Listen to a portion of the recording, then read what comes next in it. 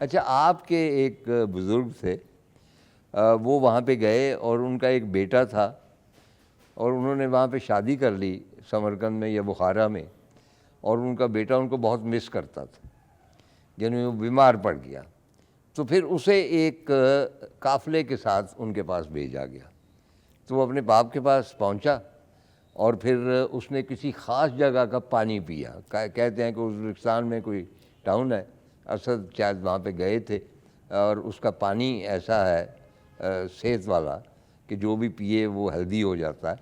تو وہ بچہ جو تھا بہتر ہو گیا. اس کے بعد وہ افغانستان آئے، یہاں بھی انہوں نے ایک شادی کی، اور اس کے بعد سعودی عرب چلے گئے. وہ آپ کے کیا لگتے تھے؟ وہ اس طرح نہیں ہے. وہ میرے دادا پہلے چلے گئے نا، ٹھیک، تو میری دادی بھی یہیں پہ تھی، اور ان کے 2 بچے تھے، ایک بیٹی تھی، ایک بیٹا تھا. بیٹے میرے والد تھے. بیٹی جو تھی تو یہ کہہ دیں کہ یہاں کے پشاور کی بہت بڑی شخصیت تھی، اسماعیل سیٹھی صاحب، جو یہاں پہ وائس چانسلر بھی پشاور یونیورسٹی میں 1980 میں رہے تھے. یہ گھر بھی انہی کا ہی ہے. اچھا، ابھی تک ان کے نام پہ ہے اچھا، سرکاری کاغذوں میں. تو وہ جب انقلاب آیا تو میرے دادا بھی اور میرے نانا بھی اپنے سارے بچوں کے ساتھ پشاور آ گئے. ٹھیک، پشاور آ گئے. میرے جو نانا تھے نا، وہ پھر پشاور میں مقیم رہے، وہ کہیں نہیں گئے. میرے دادا 1925 تھا یا 30 تھا، تو وہ چلے گئے کراچی. اور کراچی سے اس زمانے نہ پاسپورٹ تھا نہ امیگریشن تھی، اور بحری جہاز چلتے تھے انگریزوں کے. اس بحری جہاز میں بیٹھ کے سعودی عرب چلے گئے اپنے ان 4 بچوں کو لے کے جو سمرقند میں پیدا ہوئے تھے. اچھا، کابل میں بھی شادی کی انہوں نے؟ کابل کا کوئی صحیح کنفرم نہیں ہے. اچھا، نہیں کنفرم نہ بھی ہو تو بڑی اچھی بات ہے، میں تو بہت اپریشیٹ کرتا ہوں. کہتے ہیں ہاں. تو وہ پھر سعودی عرب چلے گئے. تو اور اب وہ وہیں پہ ہے. لیکن میری دادی جو تھی نا سمرقند والی، ان کی ڈیتھ وہیں پہ ہو گئی تھی. وہ میرے صرف 4 جو اچھا، کتنی دادیاں تھیں آپ کی؟ تو وہ نہیں، یہاں ایک پہ تو لوکل دادی تھی، ایک لوکل تھی، ایک وہ تھی بس، ایک سمرقند کی. سمرقند والی سعودی عرب میں بعد میں، سمرقند والی وہیں ڈیتھ ہو گئی. اچھا اچھا، مطلب بیسیکلی 3 دادیاں ہو گئی. ہاں 3. اچھا. تو پھر یہاں پہ آئے، یہاں سے چلے گئے سعودی عرب. سعودی عرب میں ان کا قیام تھا مدینہ شریف میں. جی. انہوں نے کوئی چھوٹا گھر لے لیا، کچا گھر تھا مسجد نبی کے ساتھ. تو وہاں ایک مدینہ کی خاتون سے انہوں نے شادی کر لی. اس سے ایک بیٹا پیدا ہوا. یہ بھی کوئی 30 کی بات ہے، 1930 کی. وہ بھی چچا میرے آئے تھے پشاور. اچھا، ملے تھے. اب ان کی ڈیتھ ہو گئی کیونکہ بچے ہیں کافی. تو وہ پھر وہ ہو گئے. اور جو میرے جو نانا تھے وہ یہیں پہ رہے. ان کی ڈیتھ بھی پشاور میں ہوئی ہے. ان کے بھی 4-5 بیٹے بیٹیاں تھیں، سارے پاکستان میں ہی تھے، وہ نہیں گئے. تو اس کے بعد یہ ہوا کہ اسی طرح جو سیٹھی کریم بخش تھے، جو بہت نام ہے سیٹھیوں میں، ان کا بہت بڑا بزنس تھا رشیا کے ساتھ. مطلب اس زمانے میں کروڑوں ڈالروں کا، کروڑوں روپے کا بزنس تھا. یہ کون سا زمانہ ہوا؟ یہ 1920 کا شروع کا. اچھا، اوکے. تو اس دوران یہ ہوا کہ 1920 میں جب رشیا میں انقلاب آیا، جی ہاں، وہ تو پھر آ گئے. تو یہ ان کا بہت بڑا بزنس تھا ان کے ساتھ. تو زمانے بینک تو تھے نہیں، کیش ٹرانزیکشن ہوتی تھی، روبل آ رہے ہیں صندوقوں میں جا رہے ہیں. تو یہ یہاں پہ اس زمانے میں اتنی انفارمیشن بھی نہیں تھی. بڑے لیٹ اطلاع آئی کہ رشیا میں انقلاب آ گیا اور زار روس ختم ہو گیا اور کمیونزم آ گیا اور ساری کرنسی ان کی کینسل ہو گئی. سیٹھی کریم بخش کو یقین نہیں آیا کہ اتنی بڑی سلطنت کی کرنسی کینسل ہو سکتی ہے. انہوں نے نہیں مانا. جو یہاں پہ ہندو تاجر تھے نا، ان کے پاس روبل تھے. اچھا. وہ ڈر گئے، انہوں نے بیچنے شروع کر دیے. سارا روبل خرید لیا سیٹھی کریم بخش نے. اچھا. کچھ کیش پہ خریدا، کچھ قرض پہ خریدا کہ 6 مہینے کے بعد پیسے دوں گا. جب سال گزرا، پتہ چلا کہ اب تو بالکل ہی وہ کرنسی صحیح طرح کینسل ہو گئی ہے. اچھا. تو وہ جن لوگوں نے پیسے لینے تھے انہوں نے کیس کر دیا ان کے اوپر. تو ان کے اوپر ایسے کیس ہوئے کہ وہ ساری جائیداد ان کی پوری انڈیا میں بہت بڑی جائیداد بھی تھی اور بہت بڑے کاروبار بھی تھے. بمبئی میں بھی بہت ملکوں میں تھے. سب کچھ وہ جو تھا نا وہ ڈگری ہو گیا. تو ایک جو گھر تھا نا جو بھی ہے، اچھا، ان کے نواز پوتوں کے پاس، پر پوتوں کے پاس، یہ بھی ڈگری ہو گیا تھا. کہتے ہیں کہ اس وقت اسکندر مرزا جو تھے وہ پشاور کے کمشنر تھے یا کیا تھے, بڑی پوسٹ پہ تھے. وہ ان کے گھر میں اکثر آتے بھی تھے, ان کو پتہ تھا کیا ہے. ان کو اطلاع ملی کہ یہ ان کا گھر بھی ڈگری ہو گیا, تو ان کے پاس پاور تھی, انہوں نے وہ ڈگری کینسل کر دی. اچھا یہ فرمائیں کہ یہ تو بہت ہی داستانوی قسم کی ایک کہانی ہے جس میں سمرقند بھی ہیں, بخارا بھی ہیں, سعودی عرب بھی ہے, پشاور بھی ہے. تو یہ جو محلہ سیٹھیاں ہیں یہ کب وجود میں آیا, آپ بتائیں گے؟ اس طرح کہ سیٹھ صاحب, اس کا پرانا جو نام تھا محلہ ڈالان تھا. محلہ ڈالان, اچھا اونچی نیچی.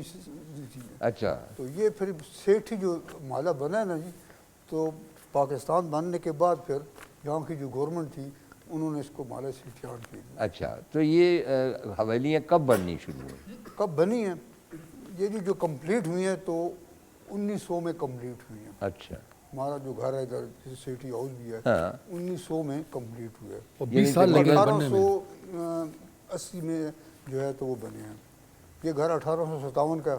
اچھا, تو باقی وہ جو ہمارے اندر گھر جو ہیں, ہاں تو یہ تقریباً 200 برس تو ہو گئے. بالکل جی, اور مسلسل اس میں رہائش پذیر رہے ہیں آپ کی؟ مسلسل ہم خود رہے ہیں ادھر پشاور. ہاں, یہ پیدائش ہے ان کی. اس کی پیدائش میری ادھر ہی تھی.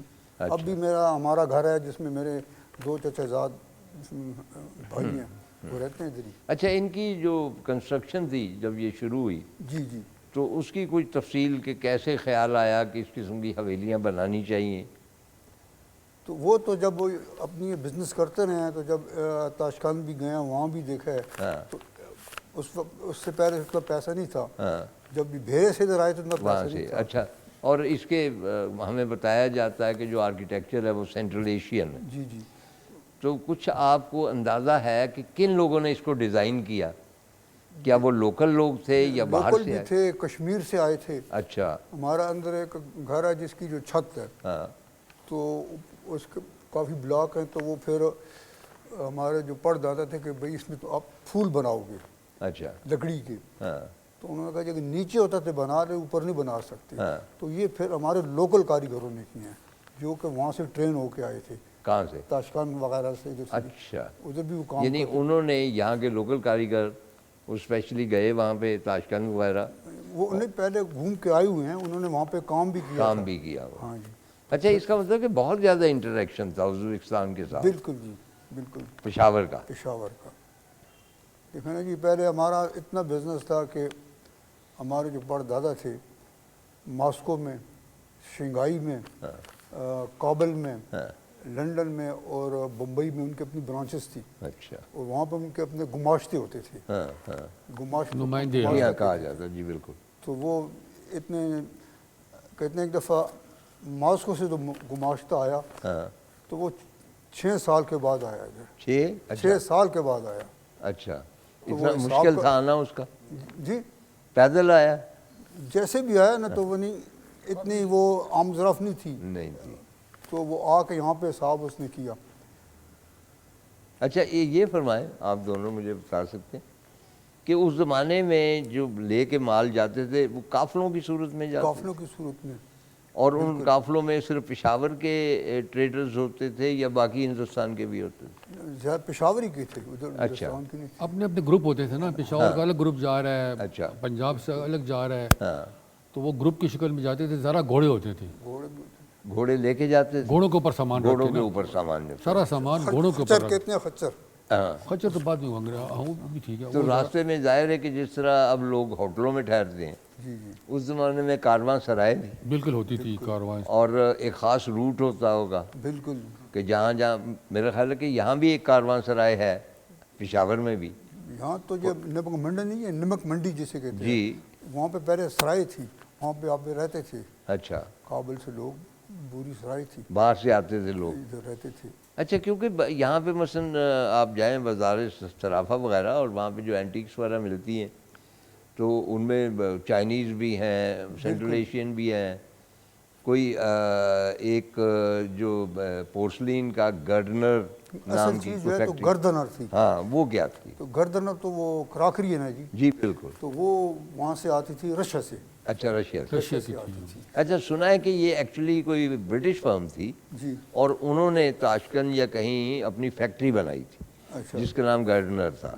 गर्दनर उन्होंने नाम रखा था खुद ही अच्छा उसमें, तो और फिर वो यहाँ से एक्सपोर्ट हम करते थे, यूरोप में हमारी कराची एक्सपोर्ट भी होती थी अच्छा ये गार्डनर की। गर्दनर तो ये गार्डनर कहाँ पे बनाते थे ये क्रॉकरी? बनती ये तो रशिया से आती थी। नहीं वही ना, रशिया में कोई ख़ास मुकाम? रशिया में अभी रशिया था इर्द गिर्द में, वहाँ बनती वहाँ पे थी। और मैंने गयूर साहब सुना कि आपके घर में भी कोई गर्दनर की मतलब है कोई चायदानियाँ हाँ, प्यालियाँ? होती हैं, हर घर में पड़ी हुई है अक्सर पुरानी। हमारे अक्सर घरों में है। क्यों है अक्सर घरों में?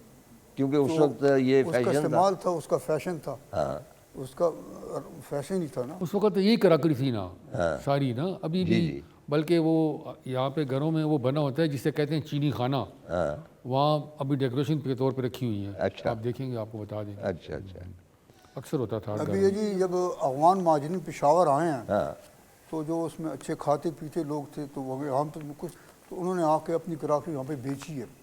अच्छा ये भी इनकलाब में हाँ जी, 80s में मैंने खुद खरीदी है, वो गर्दनर थी। गर्दनर थी, तो मुझे भी शौक था, मैंने भी कुछ उससे पीसेस अच्छा क्योंकि वैसे तो मतलब है कि ईजाद तो चाइना की है ना क्रॉकरी, जी। इसीलिए चीनी के बर्तन भी कहते ये हैं। वो चाइना की और गर्दनर में काफ़ी फ़र्क है। अच्छा क्या फ़र्क है? वो बिल्कुल हल्की होती है और पता चलता है अच्छा कि ये चाइना की है, ये गर्दनर है। गर्दनर अब तो कम है, अब तो है ही नहीं, अब नहीं। अब तो ख़त्म है बिल्कुल। उस वक्त उस पे लिखा होता था मेड इन USSR, अच्छा पहले रशिया USSR कहलाता था ना, उस पे गर्दनर पे ये वर्ड लिखे होते